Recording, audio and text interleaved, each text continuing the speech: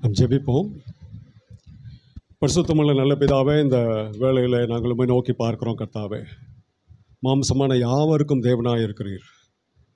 ஆண்டவரே, என்னை நோக்கி கூப்பிடு என்று சொன்ன தேவன் நீர். பா, உம்மை நோக்கி நாங்கள் பார்க்கிறோம்ப்பா. எங்கள் ஒவ்வொருவரையும் நீர் உள்ளபடி அறிந்திருக்கிறீர். ஒரு மனுஷன் எங்களை அறியாதபடிக்கு அவனுக்கு எங்களுடைய காரியங்கள் மறைந்திருக்கக்கூடும் கர்த்தாவே. ஆனால் எங்களுடைய இருதயங்கள் உமக்கு முன்பதாக எல்லாம் திறந்திருக்கிறது கர்த்தாவே. எங்களுடைய தேவைகள், எங்களுடைய எதிர்பார்ப்புகள், எங்களுடைய ஏக்கங்கள் ஒவ்வொன்றையும் நீர் அறிந்திருக்கிறீர் கர்த்தாவே. நாங்கள் எங்களை முழுமையாக இந்த வேளையில் உங்களுடைய சமூகத்தில் எங்களை தாழ்த்தி ஒப்புக் கொடுக்குறோம் கர்த்தாவே. இங்கே இருக்கிற ஒவ்வொருத்தரோடும் கூட நீர் இடைப்பட நீர் தயவாய் பேச உம்மை நோக்கி கேட்கிறோம் கர்த்தாவே. ஒரு மனுஷ சத்தம் ஆண்டவரே ஒருவருக்கும் எந்த நன்மையும் கொடுக்க முடியாது ஆண்டவரே. தேவனுடைய சத்தம் மாத்திரமே இங்கே வெளிப்படவும், தேவரீர் ஒவ்வொருவரையும் ஆண்டவரே பலனடை செய்யவும், ஆண்டவரே குணமாக்கவும், ஆண்டவரே அப்பா ஆசீர்வதிக்கவும் வேண்டும் என்று சொல்லி நோக்கி கெஞ்சுகிறோம் ராஜா. தயவு பாராட்டும் அப்பா. தேவரீர் நீங்கள் மகிமைப்பட நாங்கள் ஜெபிக்கிறோம். கனமகிமை துதி எல்லாம் நமக்கு செலுத்துகிறோம். இயேசுவின் நல்ல நாமத்தில் ஜெபிக்கிறோம் நல்ல பிதாவே, ஆமென். ஆண்டவர் கொடுத்த அந்த நல்ல வாய்ப்புக்காக நான் நன்றி செலுத்துகிறேன். இங்கே இருக்கிற ISPF தலைவர்கள் ஒவ்வொருவருக்கும், வில்லியம் சார் மற்ற ஒவ்வொருத்தரும் கூட இருக்கிற எல்லாருக்கும் அந்த வாய்ப்பை கொடுத்ததற்காக நான் நன்றி செலுத்துகிறேன். ஜான்சன் ரவி சார், எங்களுக்கு சிலர் நல்ல பெயர்களை தெரியும். ராகவன் சார் அப்படி தெரியும். எல்லாருக்கும் ஆனது பசுபதி சார் தெரியும். அப்படி ஒவ்வொருத்தர முகங்களை பெயர்களை தெரியும். ஆனால் எல்லாருக்கும் எனக்கு தெரியும். விக்டர் சார் தெரியும். அப்படி நான் ஆண்டவருக்கு சோதனை செலுத்துக்கிறேன். எனக்கு நீங்கள் இந்த வாய்ப்பை கொடுத்ததுக்காக நான் ஆண்டவருக்கு நான் நன்றி செலுத்துக்கிறேன். வேதத்தில் ஒரு வசனத்தை நம்ம வாசிப்போம்.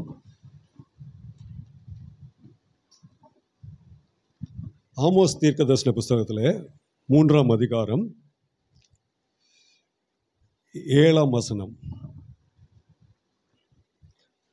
கர்த்தராகிய ஆண்டவர் தீர்க்கதரிசிகளாகிய தம்முடைய ஊழியக்காரருக்கு தமது இரகசியத்தை வெளிப்படுத்தாமல் ஒரு காரியத்தையும் செய்யார்.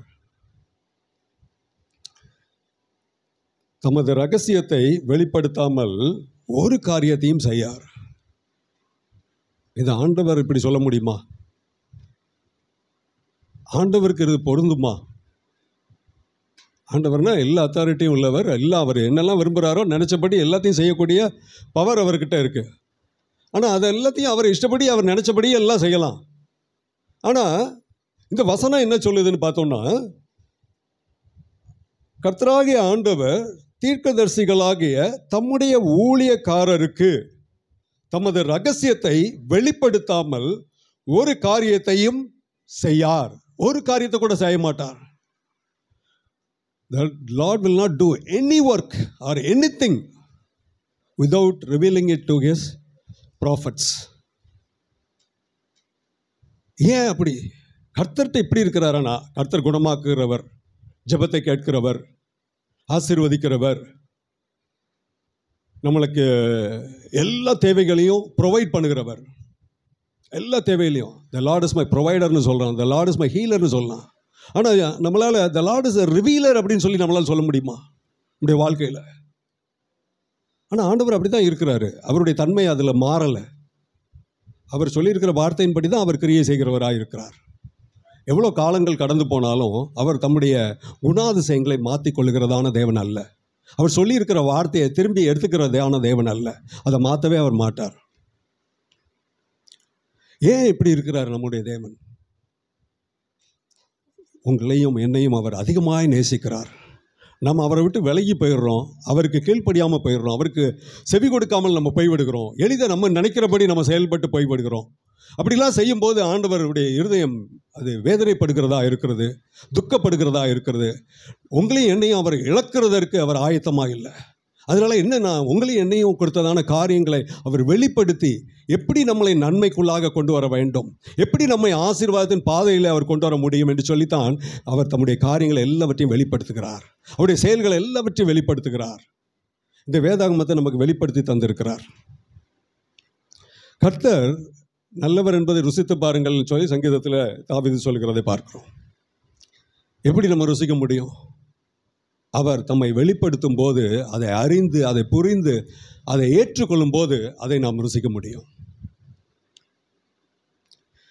பாருங்க, நான் ஒரு சில உதாரணங்கள் மூலமாக உங்களுக்கு இந்த காரியத்தை சொல்லுவதற்கு நான் விரும்புகிறேன். 1 சாமுவேல் புஸ்தகத்தில் சாமுவேல் தீர்க்கதரிசி எழுதினது 3ஆம் அதிகாரம் 7ஆம் வசனத்தை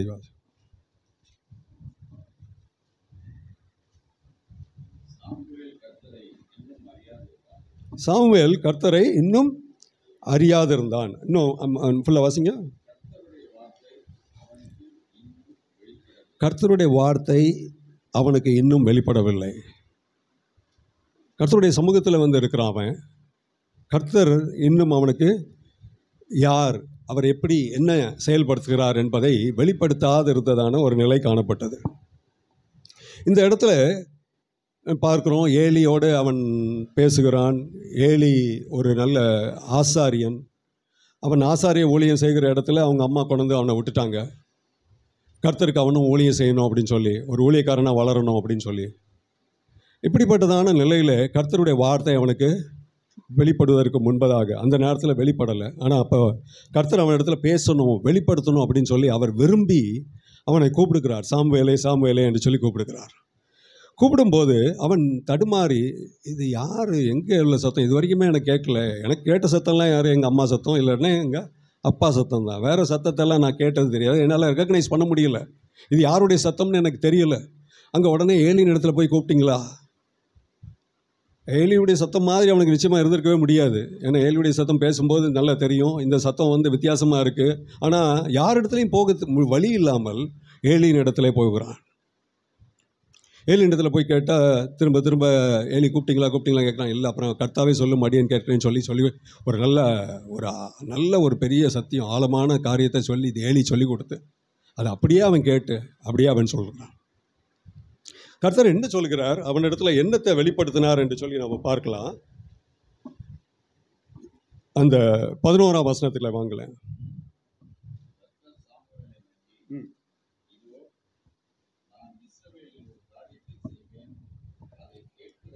ஒவ்வொருடைய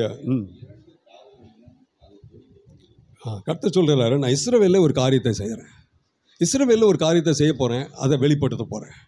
யார் இடத்துல போய் வெளிப்படுத்துகிறாரு? முதல்ல சாமுவேல், சிறு பிள்ளை, அவனுக்கு ஒன்றுமே புரியாது, ஒன்றுமே தெரியாது. ஆனால் கர்த்தர் என்ன செய்கிறாரு, அவன்கிட்ட போய் வெளிப்படுத்துகிறார். ஆனால் அவன் தான் ஒரு பெரிய தீர்க்கதரிசியாக வருவான்னு கர்த்தர் குறித்து வைத்திருக்கிறார். அவனுக்கு சின்ன வயசுலேயே அதை வெளிப்படுத்தி அவனுக்கு சொல்ல ஆரம்பிக்கிறார். சொல்கிற காரியங்கள்லாம் பார்த்தா நல்ல காரியம்னா நம்ம கேட்கலாம். ஆனால் இங்கே கர்த்தர் சொல்லுகிற அவனுக்கு கொடுக்குற வெளிப்பாடை பார்த்தா பயங்கர கஷ்டமான காரியமாக இருக்கிறது. அதில் தொடர்ந்து நம்ம வாசித்து பாருங்களேன். அதில் 18ஆம் வசனத்துக்கு வந்துருங்க.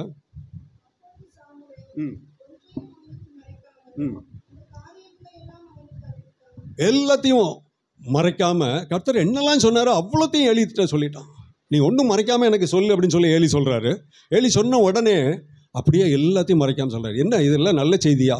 இல்லை, நம்ம படித்து பார்த்தா தெரியும். ஏலி தன்னுடைய குமாரர்களை சரியானபடி அவன் வளர்க்காதபடிக்கு அந்த குமாரர்கள் எப்படி கர்த்தர் அவங்களை தண்டிக்க போகிறார் என்று சொல்லி ஒரு பெரிய வெளிப்பாடு.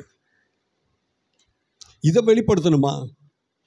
ஒரு ஆளை ஆசீர்வதிக்கணும்னா வெளிப்படுத்தணும். ஒரு ஆளை தண்டிக்கிறதையும் ஒரு ஆளை ஒன்றும் இல்லாமல் பண்ண போகிறதையுமா வெளிப்படுத்தணும் கர்த்தர்? இதை வெளிப்படுத்த வேண்டிய அவசியம் இருக்குதா? கர்த்தர் நல்லவராக இருக்கிறபடினாலே வெளிப்படுத்துகிறார். வேற காரணமே கிடையாது. நம்ம நல்லவங்கன்றதுனால நமக்கு வெளிப்படுத்தப்படலை. ஆனால் கர்த்தர் நல்லவராக இருக்கிறார். அவர் இரக்கமுள்ளவராக இருக்கிறார், நீதி செய்கிறவராக இருக்கிறார், தயவு பாராட்டுகிற தேவனாக இருக்கிறார். அவர் எப்பொழுதும் அவர் நம்ம மேலே கோபம் இல்லாதபடிக்கு அவர் மனதுருக்கத்தையும் இரக்கத்தையும் வெளிப்படுத்துவதற்காக தான் அவர் செய்ய போகிறதான காரியங்களை வெளிப்படுத்துகிற தேவனாக இருக்கிறார். அவர் தீர்க்கதரிசிகளுக்கு தம்மை வெளிப்படுத்துகிறார். அவர் என்ன செய்ய போகிறார் அதை அவர் வெளிப்படுத்தி அவர்களுடைய செயல்பாடு நம்மளுடைய ரெஸ்பான்ஸ் என்னவா இருக்கணுன்றதுக்காக தான் நமக்கு அதை வெளிப்படுத்தி தருகிறார். இப்போ இந்த இடத்துல பார்க்குறோம், ஏலியின் இடத்துல சொன்ன அந்த வார்த்தையெல்லாம் ஏலி கேட்டான். ஆனால் கேட்டது மாத்திரத்தில் ஏலி என்ன சொல்லுகிறான்? 18ஆம் வசனத்தில் பார்த்தீங்களா? கடைசியில் பாருங்க. கர்த்தர் அவர் பார்வைக்கு நலமானதை. இது ஒரு புவர் ரெஸ்பான்ஸ். கர்த்தர் ஒரு பெரிய வெளிப்படுத்தலை கொடுத்திருக்கிறார். அது ஒரு சின்ன சாமுவேல் மூலமாக கொடுத்துட்டார் அப்படின்னு சொல்லும்போது அதில் அவர் மாற்றமே இல்லை. நிச்சயமாக அதை தான் செய்ய போகிறார் கர்த்தர் அப்படின்றது நல்ல தெளிவாக வெளியாயிருக்கு.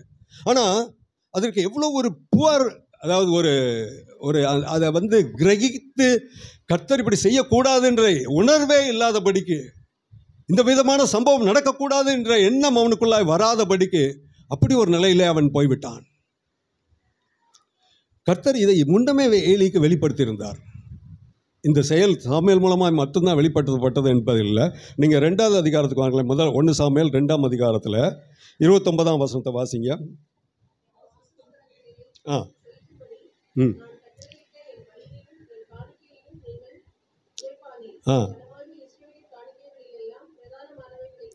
ம்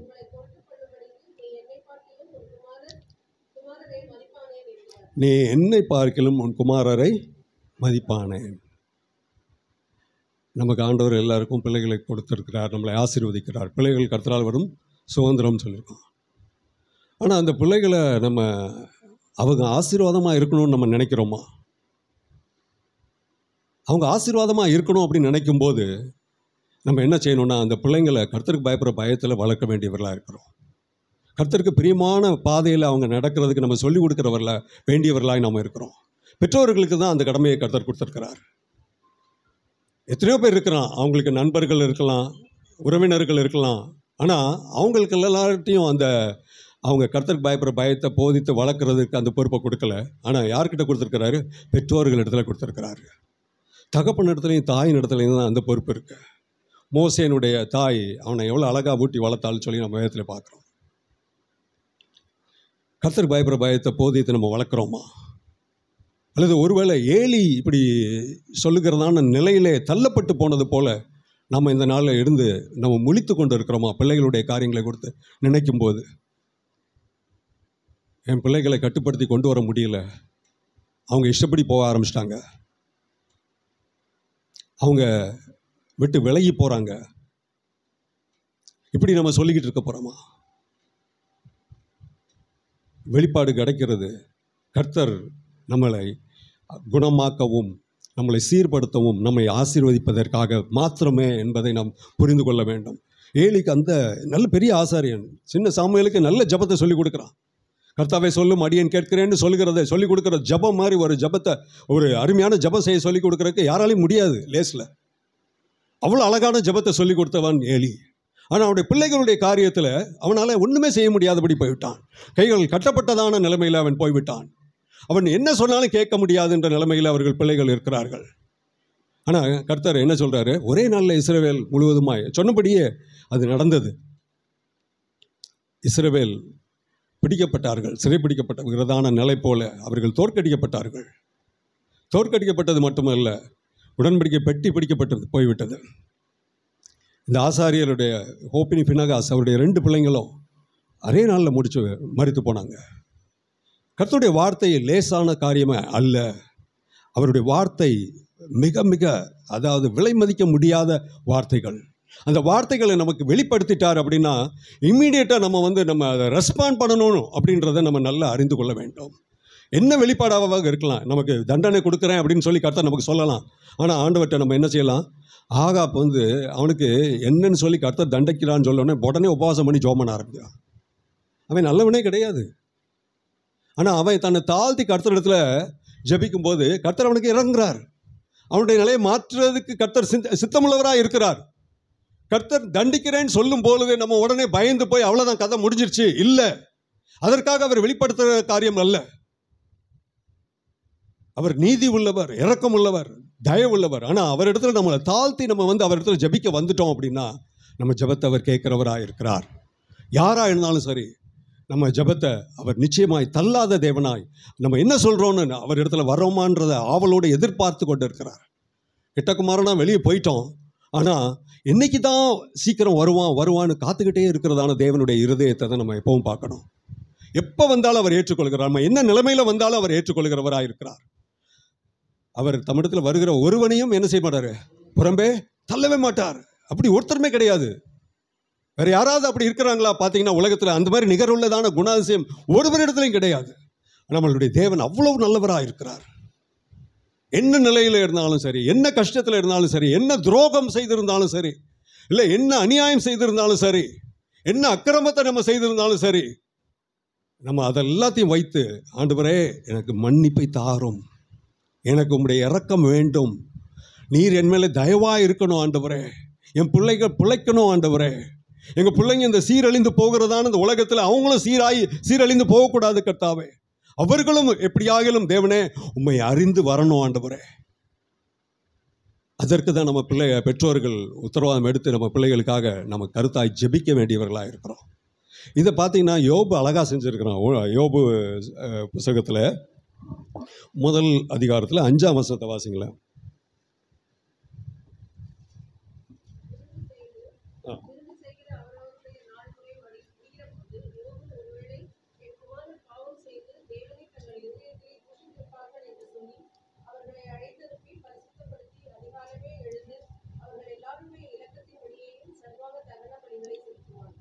இங்கே எல்லாம் செய்து வந்தான். என் குமாரர் பாவம் செய்து, அப்படி இல்லை, ஒருவேளை என் குமாரர்கள்லாம் பாவம் செய்கிற குமாரர்கள் இல்லை, யோபுடைய குமாரர்கள் பாவம் செய்கிற ஆட்கள் கிடையாது. ஆனால் அவன் என்ன செய்யணும், ஒருவேளை என் குமாரர் பாவம் செய்து என்ன சொல்றாரு, தேவனை தாங்கள் இருதயத்திலே தூஷித்திருப்பார்கள் என்று சொல்லி, அவங்க செய்தாங்கன்றது அல்ல, அவங்க செய்திருக்க கூடும் என்று சொல்லி என்ன சர்வாங்க தகன பலியை செலுத்துவான். இந்த பிரகாரமாக யோபு நாட்களில் எல்லாம் செய்து வருவான். இப்படி பிள்ளைகளுக்காக ஒரு நாள் கூட நம்ம ஜெபிக்காமல் இருக்கக்கூடாது. ஜெபிக்காமல் இருக்கக்கூடாதுன்னா நான் என்ன சொல்ல வரேன்னா, ஒவ்வொரு நாளும் இந்த சத்ருவோடைய போராட்டத்தை அவர்களும் மேற்கொள்ள வேண்டிய ஒரு நிலையிலே தான் இருக்கிறார்கள். சத்ரு எல்லாரையும் வஞ்சிக்கிறான். சத்ருவால் வஞ்சிக்கப்படாத ஆளே கிடையாது. நம்முடைய பிள்ளைங்களாம் என்ன ரொம்ப ஸ்பெஷலாக, சத்ருவானவன் வஞ்சிக்கப்படாதபடிக்கு அவங்க எல்லா விதத்துலையும் நல்லா ரொம்ப கவனமாக கெட்டிக்காரங்களா எல்லாம் தங்களை காப்பாற்றிக் கொள்கிற அளவுக்கு வல்லவர்களாக இருக்கிறாங்களா? கிடையவே கிடையாது. அவங்கள பாதுகாக்கணும். இயேசுவின் ரத்தம் அவரை மூடணும். அவர்களுக்கு இந்த உலகத்தில் வெளியே போகும்போது பாதுகாப்பு வேணும். இந்த உலகத்தில் பாதுகாப்பு இல்லை. உலகத்தில் உள்ளவங்க அவங்க யாருக்கும் பாதுகாப்பு கொடுக்க மாட்டாங்க. நீங்களும் நானும் செய்கிற ஜெபம் தான் அவங்களுக்கு பாதுகாப்பு. நம்முடைய தேவன் அவர்களை பாதுகாக்க வல்லவராக இருக்கிறார். அவரிடத்தில் நம்ம ஒப்பு கொடுக்காமல் எந்த ஒரு காரியத்தையும் பிள்ளைகளுக்கு நம்ம நன்மையாக கொடுக்கவே முடியாது. அவங்க பிள்ளைங்க என்ன காரியத்தை கேட்டாலும் வாங்கி கொடுக்கறதான தன்மையுடையவர்களாக நம்ம பெற்றோர் இருக்கலாம். ஆனால் அது பிரயோஜனமுள்ளதாக இருக்க முடியாது. மாறாக தேவன் அவர்களை ஆசீர்வாதிக்க வேண்டும் என்பதற்கு என்ன வழியில் அவங்க நடத்தப்படணுமோ அதில் நடத்தப்படும் போது அவர்கள் ஆசீர்வதிக்கப்படுவார்கள். அதுதான் நமக்கு வேண்டியதாக இருக்கிறது. பிள்ளைகள் சொல்கிறபடி கேட்கறதல்ல, கர்த்தர் விரும்புகிறபடி பிள்ளைகளில் சொல்படி கேட்க செய்யணும்னு சொல்லி நம்ம அவங்கள போதித்து அவங்கள கண்டித்து நடத்தணும் அப்படின்னு சொல்லி நம்ம அறிந்து கொள்ள வேண்டும். கர்த்தர் அவர் எல்லாவற்றையும் வெளிப்படுத்துகிறதன் காரணமே அதுதான், வேற ஒரு காரணம் கிடையாது. அடுத்ததாக நான் தானியேல் இதை பொறுத்ததான அவனுக்கு எப்படி வெளிப்பாடு கிடைத்தது என்று சொல்லி அதை பார்க்கலாம். தானியேல் புஸ்தகத்தில் 9ஆம் அதிகாரம் 2ஆம் வசனம்.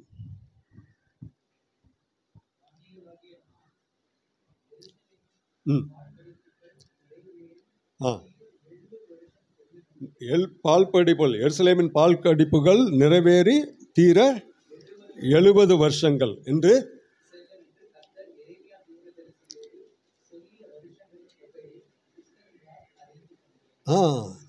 இங்கே இப்போ இவன் சிறையிருப்பில் தானியேல் அவன் வேதத்தை வாசித்து அவன் அதிலிருந்து படிக்கும்போது அவனுக்கு அப்போ ஒரு காரியம் வெளிப்படுது.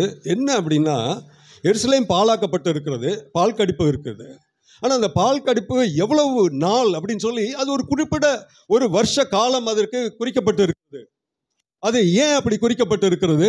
கர்த்தர் அதை வெளிப்படுத்தி இருந்தார். கர்த்தர் வெளிப்படுத்தி எரேமியா தீர்க்கதரிசி மூலமாய் அதை கொடுத்திருக்கிறார். அதை தானியேல் அறிந்து கொள்கிறான். அவன் கணக்கு பார்த்து 70 வருஷ ஆண்டு நிறைவேறுது அப்படின்னு சொல்லி அறியும் போது உடனே என்ன செய்யணும்னு நினைக்கிறான் அவன். அடுத்து பாருங்க அவனுடைய எப்படி இருக்குன்னு.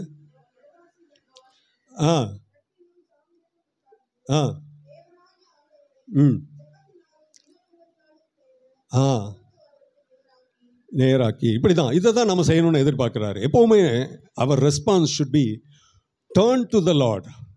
அவரை அவர் நோக்கி பார்க்கணும். அதை தான் அவர் விரும்புகிறார். எங்கேயோ அவருக்கு நமக்கு சம்பந்தம் இல்லதான ஒரு நிலை எல்லாம் எழுதி கொடுத்தாரு. அவர் எப்படி செஞ்சுட்டு போட்டோம், அவருக்கு அதிகாரம் இருக்கு. நான் சொல்றது அவர் கேட்பாரா? நான் என்ன தகுதியோடு அவர் இடத்துல நான் வர முடியும்? இல்லை, கர்த்தர் அப்படி பார்க்கல. நம்மக்கிட்ட யார்கிட்டயாவது தகுதியோடு வரணும்னு நினச்சிருந்தா, நான் நினைக்கிறேன் இந்த வீட்டுக்குள்ளே ஜபத்துக்கு வாங்கன்னு சொன்னால் ஒருத்தர் வந்திருக்க முடியாது. ஒருவேளை இங்கே உள்ளவங்க எல்லாரும் வந்திருந்தா கூட நான் வந்திருக்க முடியாது. யார்கிட்டையும் தகுதி கிடையாது. ஆனால் தகுதியற்றவர்களாகி நம்ம இடத்துல நம்ம அவரை வேண்டிக் கொள்வதை அவர் எதிர்பார்க்கிறார், அவர் கேட்கிறார். தானியேல் 70 ஆண்டு காலம் வருகிறது, நிறைவேறுகிறது சொன்ன உடனே அவன் ஜெபம் பண்ண ஆரம்பிக்கிறான். அதுக்கப்புறம் அப்படி தொடர்ந்து பார்த்தீங்கன்னா எருசலேம் திரும்ப தேவாலயம் கட்டப்படுற வரைக்கும் அந்த ஒரு போராட்ட ஜபங்கள் அங்கே தொடர்ந்து ஏறெடுக்கப்படுகிறத பார்க்குறோம். எஸ்தர் ஜபிக்கிறத பார்க்கலாம். அதுக்கப்புறம் நெகேமியா, எஸ்ரா எல்லாரும் ஜபித்து பார்த்தா தேவாலயத்தை கட்டிட்டாங்க. பால் கடிப்புகள் 70 வருஷம். அது ஒரு வார்த்தை வெளிப்படுத்தி கொடுத்தா அது போதுமானது நமக்கு. 70 ஆண்டு காலத்துக்கு மேலே எருசலேம் அப்படி பால் கடிப்பில் இருக்கக்கூடாது. அது மறுபடியும் தேவாலயம் கட்டப்படணும், அந்த பட்டணம் கட்டப்படணும், அங்கே தேவனுடைய பிள்ளைகள் வாசம் பண்ணணும், சந்தோஷமும் சமாதானமும் அங்கே எப்பொழுதும் இருக்கணும். அதுதான் தேவனுடைய விருப்பமாக இருக்கிறது. பிள்ளைங்க தப்பு பண்ணாங்க, தண்டிக்கிறதற்கு அவர் தண்டிக்கிறதான தேவனாக இருக்கிறார். ஆனால் தண்டித்து அவங்கள தூக்கி ஒன்றும் இல்லாமல் பண்ணுகிறதற்கு அவருடைய விருப்பம் கிடையவே கிடையாது. அவர் தண்டிக்கிறாரு, கொட்டுறது போல 2 கொட்டு அல்லது கிள்றது போல 2 கிள்ளு, அவ்வளோதான். மறுபடியும் நீ இங்கே வா அப்படின்னு சொல்லி நம்மளை கொண்டு வரதுக்கு தான் ஆண்டவர் இவ்வளோ காரியங்களை அவர் செய்து கொண்டு இருக்கிறார். இவ்வளோ வெளிப்பாடுகள் எல்லாம் ஏன் வைக்கிறாரு? அப்படி அவர் தட்டி நம்மளை கொண்டு வர வேண்டும். நம்ம சீர்கெட்டு அப்படி அழிந்து போய்விடக்கூடாது என்பதற்காக தான் இந்த வெளிப்பாடுகளை நமக்கு தருகிற தேவனாக இருக்கிறார். ஆனால் நம்ம வெளிப்பாடுகளை பற்றி கவலையே இல்லாமல் நம்ம பாட்டுக்கு கர்த்தர் நம்மளை குணமாக்குவார், அல்லது கர்த்தர் நமக்கு ஆறுதல் தருவார், கர்த்தர் நம்மளை பலனடை செய்வார், இப்படி தான் இந்த ஒரு பகுதியை தான் நம்ம அதிகமாக நம்ம கேட்குறோம், கவனிக்கிறோம், செயல்படுத்தி கொண்டு இருக்கிறோம். ஆனால் கர்த்தருடைய வெளிப்பாடு எந்த இடத்துலலாம் இருக்குது அங்கெல்லாம் கர்த்தருடைய கிரியைகள் இருக்கும். அவர் வெளிப்படுத்துகிறாருன்னா அவர் என்ன செய்ய போகிறாரோ அதை நன்மையாக செய்வதற்காக தான் அதை வெளிப்படுத்துகிறார். அது நல்லா நம்ம புரிந்து கொள்ளணும். இங்கே எரேமியா தீர்க்கதரிசி வெளிப்படுத்தியிருந்தாரா? இந்த இடத்துல என்ன போராட்டம் இருந்துச்சுன்னு அதை உங்களுக்கு நான் காண்பிக்க விரும்புகிறேன். எரேமியா தீர்க்கதரிசி புஸ்தகத்தில் 25ஆம் அதிகாரம் 11ஆம் வசனத்தை வாசிங்க.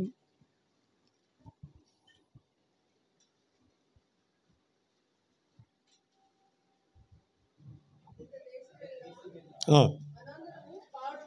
ம் 70 வருஷமாக பாபிலோன் ராஜாக்கள். 71ஆம் வருஷத்தில் அங்கே பாபிலோன் ராஜாவை சேவிக்க வேண்டிய அவசியம் இல்லை. 70 வருஷம் சேவிக்கணும், சரி, பால் கடிப்பு 70 வருஷம் சொல்லியாச்சு, இருக்கட்டும் 70 வருஷம். ஆனால் 71ஆவது வருஷம் என்னது? மறுபடியும் இங்கே வரணும், மறுபடியும் இங்கே தேவாலயம் கட்டப்படணும். அடிமைத்தனத்தில் இருக்க முடியாது. இந்த நேரத்துக்களில் 29ஆம் அதிகாரம் பாருங்க, எரேமியா 29:10.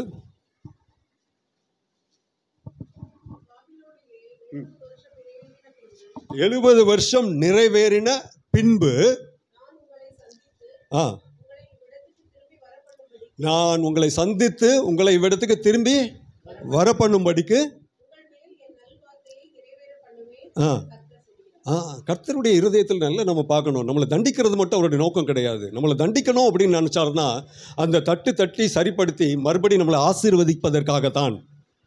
அவர் நம்மளை ஆசீர்வாதத்தெல்லாம் இழந்து போயிட்டோம் அவ்வளோதான் நம்ம கதை, அது கிடையவே கிடையாது.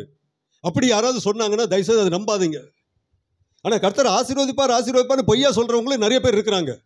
இந்த நாட்களிலும் அவங்க செய்கிற அக்கிரமத்தினால, அவங்க செய்கிற தீமையினால் தண்டிக்கப்படுகிறத பற்றி எரேமியா தீர்க்கதரிசி சொன்னது போலவே அதே நாட்களில் அவங்க ஒரு அனானி என்று சொல்லி வருகிறவன் இருந்தான். அவன் சொல்லுகிற வார்த்தைகள் பாருங்கள், 28ஆம் அதிகாரத்தில் பாருங்கள், 2ஆம் 3ஆம் வசனத்தை வாசிங்க. ஆ ஆ ஆ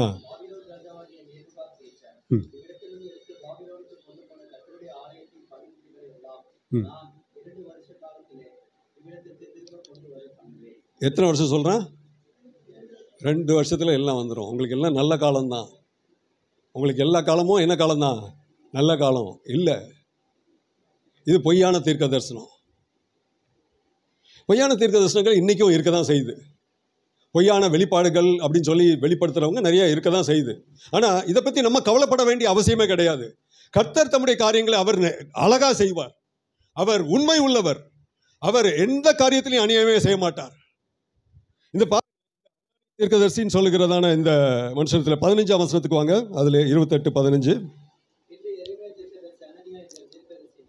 ஆ ம் ம் ஆ ம் ஆ ஆ உடனே சாவாய். ஆ ம் ஆ பொய்யான காரியங்களை செய்யும் பொய்யான தீர்க்கதரிசியுடைய கதையை பார்க்கலாம். நிற்க முடியாது. ஆனால் இன்றைக்கி நிறைய பொய்யான காரியங்கள் இருக்குது. ஆனால் அதை நம்ம ஒன்றும் செய்ய வேண்டாம். அதை பற்றி நம்ம பாட்டுக்கு நம்ம ஆண்டவர் நமக்கு உண்மையாக என்ன நமக்கு கற்றுக் கொடுத்துருக்கிறார், வேதத்தில் நமக்கு என்ன வெளி கொடுத்துருக்கிறார்.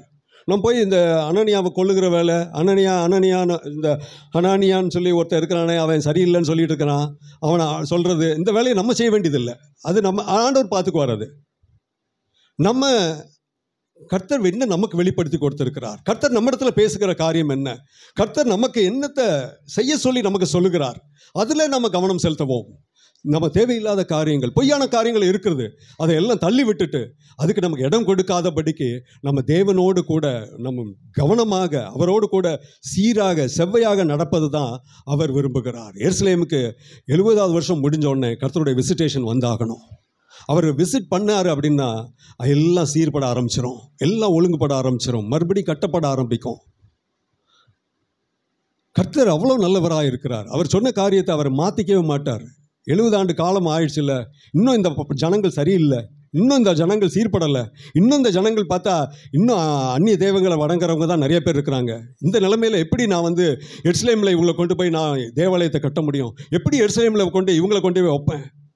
கர்த்தர் அந்த இதை பற்றி அப்படி ஒரு தாட் ஆண்டவர்கிட்ட இருந்த மாதிரியே இல்லை. எல்லாரையும் தான் கூட்டிகிட்டு வந்துட்டார். நெகேமியா பார்த்தா அங்கே எல்லா அந்நிய ஜாதிகளோடு கலந்து இருக்கிறாங்க, அத்தனை பேரையும் பிரித்து அங்கே தேவனோடு மறுபடியும் உடன்படிக்கை பண்ண வச்சு பரிசுத்த ஜாதி ஆண்டவராக இயேசுவானவர் பின்னாடி அந்த சந்ததியிலே யூத ஜனங்களுக்கு மத்தியிலே அவங்களோட கூட இருந்து பறக்க வேண்டும் என்பதற்காக அங்கே சீர்திருத்தத்தை அங்கே உண்டு பண்ணுகிறதை பார்க்குறோம். நெகேமியா அவ்வளோ பெரிய சீர்திருத்தத்தை செய்கிறான், எஸ்ரா செய்கிறான். எல்லாம் பார்த்தா கர்த்தர் அவங்களை கொண்டு செய்ய வேண்டியது எல்லாத்தையும் செய்கிறார்.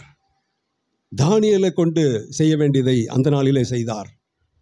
ஒவ்வொரு காலகட்டத்திலையும் கர்த்தர் நம்முடைய பிள்ளைகளுக்கு வெளிப்படுத்தி அவர் என்ன செய்யணும்னு சொல்லி வைத்திருக்கிறாரோ அவருடைய திட்டத்தை செய்கிறார். எதற்காக?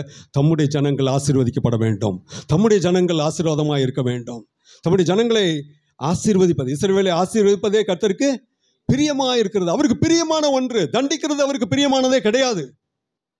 சில சூழ்நிலைகளை நம்ம செய்ய வேண்டிய செய்த காரணத்தினாலே ஒருவேளை தண்டனைகள் நம்ம வாழ்க்கையில் வரலாம். ஆனால் அதை உடனே அவர் சரி செய்வதற்கு அவர் ஆயத்தம் உள்ளவராக இருக்கிறார், அதை மாற்றுவதற்கு அவர் விருப்பம் உள்ளவராக இருக்கிறார். அதுதான் முடிவு என்று சொல்லி நாம் முடிவு கட்டவருக்கு அவர் இடம் கொடுக்க அவர் விரும்பவில்லை. அவர் இரக்கமும் மனதுருக்கமும் உள்ளதான தேவன். ஆகாப்புக்கு இறங்கிட்டார்னா உங்களுக்கு எனக்கு இறங்க மாட்டாரா? எவ்வளோ பொல்லாத ஒரு ராஜான்னு தெரியுமா ஆகாப்பு? அவனுக்கு இறங்கிட்டாரு அப்படின்னும் போது நமக்கு இறங்க மாட்டாரா? வெளிப்படுத்துகிற காரியங்கள் எல்லாம் உடனே நம்ம சரி செய்வதற்காகத்தான். தொடர்ந்து இன்னும் ஒரு காரியத்தை சொல்லி நான் முடிக்க விரும்புகிறேன். நான் ஆதியாகமம் புஸ்தகத்துக்கு வாங்க. 18ஆம் அதிகாரத்தில் 18ஆம் அதிகாரம் 17ஆம் வசனத்தில் பாருங்க.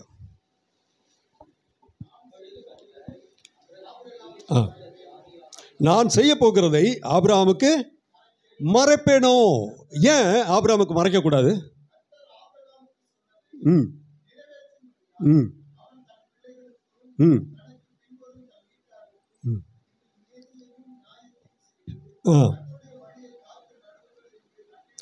கர்த்தருடைய வழியை காத்து நடவுங்கள் என்று கட்டளையிடுவான். கர்த்தர் ஆபிரகாமுக்கு ரொம்ப பிடிக்கும். ஆபிரகாம் ரொம்ப பிடிக்கும் கர்த்தருக்கு. அவனுக்கு மறைக்கிறதுக்கு அவருக்கு கொஞ்சம் கூட விருப்பமே இல்லை. ஆபிரகாம் நம்ம நம்பி தான் இந்த பூமியவே அவர் ஆசீர்வதிக்கணும்னு பிளான் பண்ணது. ஆபிரகாம் இல்லைன்னா இந்த பூமியில் ஆசீர்வாதம் வந்திருக்கிறதுக்கு வழியே இல்லைன்ற நிலைமை தான். அப்படி ஆசீர்வதிக்க திட்டம் வச்சிருந்த தேவன் அங்கே என்னத்தை வெளிப்படுத்த போகிறாரு நீங்கள் பார்த்தீங்கன்னா சரி, அங்கே அடுத்தது ஒரு பெரிய அழிவு தான். அங்கேயும் சோதம் கொமாரா பட்டணத்தில் அக்கிரமும் அநியாயம் பயங்கரமாக இருக்குது அப்படின்னு சொல்லி அதை அழிக்க போகிறேன் அப்படின்னு சொல்லி கர்த்தர் சொல்லுகிறத பார்க்குறோம். ஆபிரகாம் ஜெபம் பண்ணி பார்த்தான். லோத்து அங்கே இருக்கிறான். லோத்துக்காக அவங்க குடும்பத்துக்காக அங்கே இன்னும் நீதிமான்கள் இருந்தால் அழிக்கப்படக்கூடாது ஆண்டவரே, நீதிமான்கள் இருந்தால் நீங்கள் காப்பாற்றணுமே ஆண்டவரே. 50லேருந்து ஆரம்பித்து அப்படி 10 வரைக்கும் அந்த ஜெபத்தை முடிக்கிறான். ஆனால் அங்கே 10 நீதிமான்கள் இல்லை. ஸோ அந்த பட்டணம் கண்டிப்பாக அழிக்க தான் ஆகணும், அழிந்தாகணும். அழிக்கிறதுக்கு முன்பதாக கர்த்தர் என்ன சொல்றார்? 19ஆம் அதிகாரம் பாருங்க, ஆதியாகமம் 19:12 வசனத்தில் லோத்துவை நோக்கி, இந்த இடத்துல, இந்த சோதம் கொமோரா பட்டணத்தில் உனக்குன்னு யார்ப்பா இருக்கிறாங்க? மருமகனாவது, குமாரராவது, பட்டணத்தில் உள்ள எவர்களாவது உனக்கு இருந்தால் அவங்கள இந்த ஸ்தலத்திலிருந்து வெளியே கொண்டு போ. கர்த்தர் அழிக்க தானே போறாரு. துன்மார்க்கர் தானே, துன்மார்க்கர் எல்லாத்தையும் அழிக்க வேண்டியதானே. அந்த நேரத்தில் கூட துன்மார்க்கன் ஒருவன் அங்கே இருந்து லோத்து சொல்லுகிற வார்த்தைக்கு செவி கொடுத்து இந்த பட்டணம் அழிக்கப்பட போகுதுன்னு சொல்லி அதுக்கு செவி கொடுத்து, ஐயோ நானும் உங்களோட வரேன்னு சொன்னா அவன் அன்னைக்கு தப்பிக்கொள்ள முடியும். கர்த்தர் அவனுக்கு அழிவை நியமிக்கவில்லை. பட்டணம் முழுவதும் அக்கிரமத்தினாலையும் பாவத்தினாலும் நிறைந்து இருக்கிறது. ஆனா அந்த சூழ்நிலையின் மத்தியில அங்க தப்பிக்கொள்வதற்கு யாராவது ஒருத்த மனசா இருந்தா போதும், அவனை தப்பு வைக்கிறதுக்கு ஆண்டவர் ஆயத்தமா இருக்கிறார். இப்பேற்பட்டதான அன்பு வேற ஒருவரிடத்துல நீங்க காணவே முடியாது. உங்களை என்னையும் அழிக்கிறதற்கு அவர் திட்டமிடவே இல்லை. உங்களையும் என்னையும் வாழ வைப்பதற்குத்தான் அவர்களுடைய திட்டங்கள் இருக்கிறது. உங்களையும் என்னையும் ஆசீர்வதிப்பதற்கு தான் அவரிடத்துல திட்டம் இருக்கிறது. அழிவின் திட்டங்கள் அவரிடத்துல இல்லை. முழு சமுதாயம் அழிந்து ஒண்ணுமில்லாம போகக்கூடாது என்பதற்காக தான் சில இந்த சோதம் கொமோரா பட்டணங்கள் எல்லாம் அழிக்க வேண்டிய நிலை வந்தது. நோவாவின் காலத்தில் பார்க்கும் போற முழு சமுதாயம் அழியுது. கர்த்தர் நோவாவுக்கு அவனை தப்பிக்கொள்வதற்கு என்ன வழியோ அதை சொல்லிக் கொடுக்கிறார். அவன் செய்து தப்பிக்கொள்கிறான். கர்த்தர் எப்பொழுதுமே தப்பிக்கொள்ளுகிறதற்கு வழியை தான். யோனாவின் தீர்க்கதரிசி அவனை பார்க்கும்போது நினிவேக்கு அனுப்புகிறார் கர்த்தர். நினிவேக்கு போகி 3ஆம் அதிகாரம் பாருங்க, யோனா தீர்க்கதரிசன புத்தகத்தில் 3ஆம் அதிகாரம் 4ஆம் வசனத்தை வாசிங்க.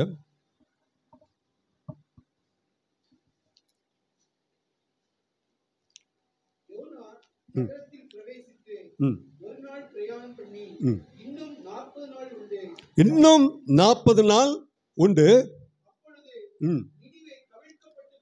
நினிவே கவிழ்க்கப்பட்டு போகும்.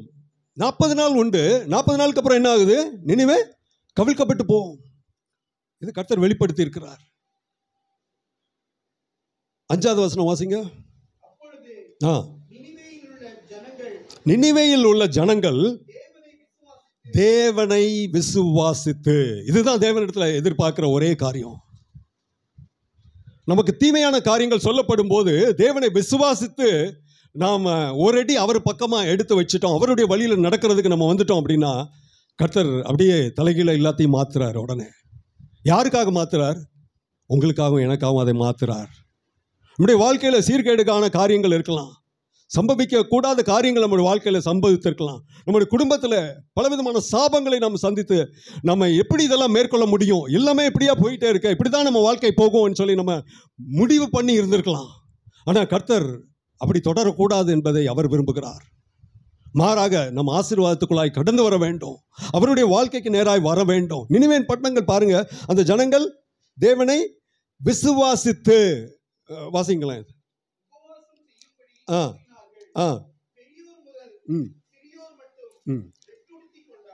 எல்லாரும் டோட்டலா அவ்வளோ பேரும் இது பண்ணாங்க. 8வது வசனத்துக்கு வாங்க.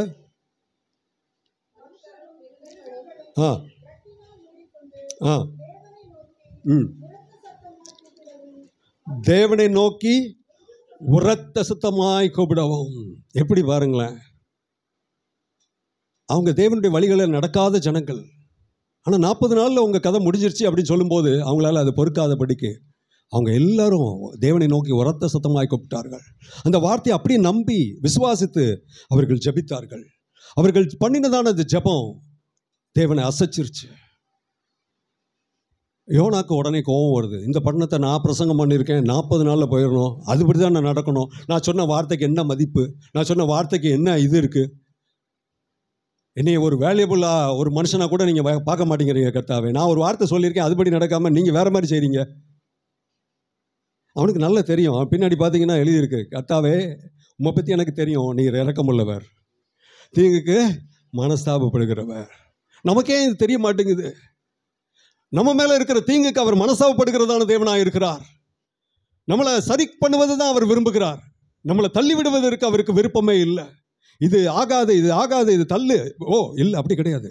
ஆண்டவரிடத்தில் வந்தால் அதை எப்படியாவது ஆக வைக்க வேண்டும். அவருடைய நாமம் அதில் இருக்கிறது. அவருடைய தம்முடைய நாமத்தினால, அவருடைய வல்லமையினால நான் இதை செய்ய முடியலன்னு எப்படி சொல்ல முடியும்? இன்றைக்கும் நாம் பார்க்குறோம், இஸ்ரவேல் ஜனங்களை காப்பாற்றி கொண்டே இருக்கிறார். ஆபிரகாமுக்கு கொடுத்த வாக்குத்தத்தத்தை இன்றைக்கும் காப்பாற்றி கொண்டு இருக்கிறார். கர்த்தர் எல்லா காரியத்தையும் அவர் உரைக்கிறபடி தான் செய்வார். நமக்கு நன்மை உண்டாகும்படிக்கு, நமக்கு அவரிடத்திலிருந்த இரக்கங்கள் நம்ம பெற்றுக்கொள்வதற்காக, அவர் நமக்கு நம்முடைய வழி அவருக்கு பிரியமாய் நடந்து ஆசீர்வாதத்தை பெற வேண்டும் என்பதற்காக இந்த ஜனம் என் துதியை சொல்லி வருவார்கள். நம்மளை கொடுத்து அவ்வளோ ப்ரௌடாக ஆண்டவர் பேசுகிறாரு. இவர்கள் யார்? இவர்கள் என் ஜனங்கள், என் ஜனங்கள், என் துதியை சொல்லி வருகிறதான ஜனங்கள். நான் இவங்களை ஆசீர்வதிப்பேன், இவங்களை நான் ஆசீர்வதித்து இவங்களை மேன்மைப்படுத்துவேன். மற்றவங்களை பற்றி ஆண்டவர் அவ்வளோ கன்சர்ன்டாக கிடையாது. ஆனால் உங்களை கொடுத்து என்ன கொடுத்து அவர் அதிக கவனம் உள்ளவராய், அதிக அக்கறை உள்ளவராய். ஏசாயா சொல்லும்போது உள்ளங்கையில் வறந்திருக்கிறேன்னு சொல்கிறார். அவ்வளோ தூரம் ஆண்டவர் நம்மளை அவ்வளோ கர்சனையோடு, அவ்வளோ கருத்தாய் நம்மை பார்க்கிறார். நம்ம அந்த சத்தத்தை நம்ம கேட்கறதுல தவறக்கூடாது. கர்த்தருடைய வார்த்தையை வெளிப்படுத்தும் போது அது எனக்கு அதுக்கு சம்மந்தம் இல்லை அப்படின்னு சொல்லி நம்ம போயிடக்கூடாது. நம்ம எல்லாரும் நம்ம தாழ்த்தி நம்ம ஆண்டவர்கிட்ட ஒப்பு கொடுப்போம். கர்த்தரே, நமக்கு இருக்கிற என்ன தீமையான காரியங்கள் நம்ம வாழ்க்கையில் சம்பவித்திருந்தாலும் சரி, அதை அப்படியே மாற பண்ணுகிறதுக்கு வல்லமை உள்ளவராக இருக்கிறார். வானம் அவருடையது, பூமி அவருடையது, காற்று கடல் எல்லாம் அவருடைய வார்த்தைக்கு அடங்குகிறதா இருக்கிறது. ஆண்டவரே, உம்முடைய சமூகத்தில் எங்களை தாழ்த்தி ஒப்புக் கொடுக்குறோம் கர்த்தாவே. இந்த நாளில் அப்பா நீர் எங்களுக்கு கொடுத்த அந்த நல்ல வார்த்தைகளுக்காக உமக்கு நாங்கள் ஸ்தோத்திரம் செலுத்துகிறோம் கர்த்தாவே. நீர் ஆண்டவரே தீங்குக்கு மனஸ்தாபப்படுகிற தேவன் என்பதை வெளிப்படுத்தி இருக்கிறதற்காக உமக்கு ஸ்தோத்திரம் கர்த்தாவே. அப்பா, எங்களை கொடுத்ததான எல்லா காரியங்களிலும் எங்களுடைய தாழ்ச்சிகள், எங்களுடைய குறைவுகள், எங்களுடைய இயலாமைகள், எங்களுடைய பலவீனங்கள், எங்களுடைய துரோகங்கள், எங்களுடைய அக்கிரமங்கள் ஆண்டவரே, இவைகள் எல்லாவற்றையும் ஆண்டவரே அப்பா தயவாய் நீர் மன்னித்து இரக்கமாய் எங்களோடு கூட நீர் தொடர்ந்து இடைப்பட நாங்கள் ஜெபிக்கிறோம் ஆண்டவரே. இந்த இடத்துல கூடியிருக்கிற உங்களுடைய பிள்ளைகள் ஒவ்வொருவரையும் உடைய கரங்களில் பேர்பெறாய் ஒப்புக் கொடுக்கிறோம். ஒவ்வொருத்தருடைய வாழ்க்கையிலும் ஆண்டவரே கர்த்தர் ஆண்டவரே நீர் உண்மை உள்ளவராய் இருக்கிறதை பார்க்க செய்யும் ஆண்டவரே. நீர் வல்லமை உள்ளவராய் இருக்கிறதை பார்க்க செய்யும் ஆண்டவரே. தகப்பனே, உம்மோடு கூட நீர் அவர்களை அணைத்து கொண்டு அவர்களை கரம் பிடித்து வழி நடத்துகிற தேவனாய் இருக்கிறீர் என்பதை பார்க்க செய்யும்படியாக நாங்கள் ஜெபிக்கிறோம் ஆண்டவரே. கர்த்தர் நல்லவர் என்பதை ருசித்து பாருங்கள் என்று சொல்லி இருக்கிறபடி ஆண்டவரே, எங்களுடைய வாழ்நாள் எல்லாம் அதை நாங்கள் ருசித்துக் கொண்டே இருக்கிறதான அந்த மேன்மையும் அந்த பாக்கியமும் உண்டாயிருக்க வேண்டும் என்று சொல்லி நாங்கள் ஜெபிக்கிறோம் ஆண்டவரே. பரிசுத்த தேவனே, உமக்கு ஸ்தோத்திரம் அப்பா. இதனால் இப்படியாய் நாங்கள் இங்கே கூடுவதற்கு கொடுத்த எல்லா கிருபைகளுக்காக உமக்கு ஸ்தோத்திரம் ஆண்டவரே. ஒவ்வொருவரையோடும் கூட நீர் இடைப்பட்டு அவர்களை ஆசீர்வதித்து ஆண்டவரே மேன்மைப்படுத்த நாங்கள் ஜெபிக்கிறோம். உம்முடைய கரங்களில் ஒப்புக் கொடுக்கிறோம் கர்த்தாவே. ஒவ்வொரு குடும்பத்தையும் ஒப்புக் கொடுக்கிறோம். ஒவ்வொரு குடும்பத்தில் உள்ள நீர் கொடுத்திருக்கிற பிள்ளைகளுக்காக உமக்கு ஸ்தோத்திரம். அவர்களை உம்முடைய கரங்களில் ஒப்புக் கொடுக்கிறோம் கர்த்தாவே. தேவனுக்கு பயப்படுற பயத்தில் வளர கிருபை செய்யும் ஆண்டவரே. அப்பா, கர்த்தருக்கு ஆண்டவரே அவருக்கு ஏற்ற வழியில் நடக்கிறதற்கு ஆபிரகாம் கட்டளையிடுவான் என்று சொல்லி இருக்கிறபடி ஆண்டவரே, நாங்கள் அப்படியாய் நின்று இந்த பூமியிலே இருக்கிற நாட்கள் எல்லாம் பிள்ளைகள் தேவனுடைய வழியிலே நடப்பதற்கு நாங்கள் ஜாக்கிரதையும் கவனமுள்ளவர்களாக இருந்து தினமும் அவர்களுக்காக ஜெபித்து அவர்கள் தேவனுடைய பாதுகாப்புக்குள்ளாய் வைக்கப்பட ஆண்டவரை வேண்டி நிற்கிறோம் கர்த்தாவே. கர்த்தர் ஒருவர் தான் தீமையிலிருந்து ரட்சிக்கிறவராக இருக்கிறீர். உங்களுடைய ரட்சிப்பு வேண்டும் ஆண்டவரே. எங்களுக்கும் எங்கள் குடும்பத்தின் பிள்ளைகள் அத்தனை பேருக்கும் வேண்டும் ஆண்டவரே. அப்பா, உம்மை நோக்கி பார்க்கிறோம். தயவாய் இறங்கும் ஆண்டவரே. உடைய ரட்சிப்பு எங்களுக்கும் எங்களுடைய இனத்தார் அத்தனை பேருக்கும் வேண்டும் ஆண்டவரே. அத்தனை பேரையும் நாங்கள் ஆண்டவரே இயேசுவினுடைய ராஜ்யத்துக்கு பங்குள்ளவர்களாய் மாறுவதற்கு நாங்கள் இன்னும் தொடர தைரியத்தோடு ஆண்டவரை நாங்கள் செயல்பட எங்களுக்கு கிருபைகளை தொடர்ந்து நீ தாரும் ஆண்டவரே. அப்பா, இங்கே ஒவ்வொருவரையும் நீர் ஆசீர்வதிக்க நாங்கள் ஜெபிக்கிறோம். உடைய கரங்களில் ஒப்புக் கொடுக்கிறோம் கர்த்தாவே. கனமகிமை துதி எல்லாம் செலுத்துகிறோம். இயேசுவின் நல்ல நாமத்தில் ஜெபிக்கிறோம் எங்கள் ஜீவனுள்ள நல்ல பிதாவே. ஆமென், ஆமென்.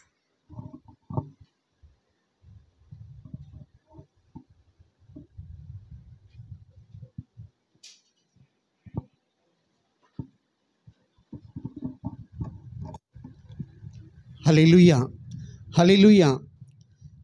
கர்த்தர் நல்லவர், அவர் கிருபை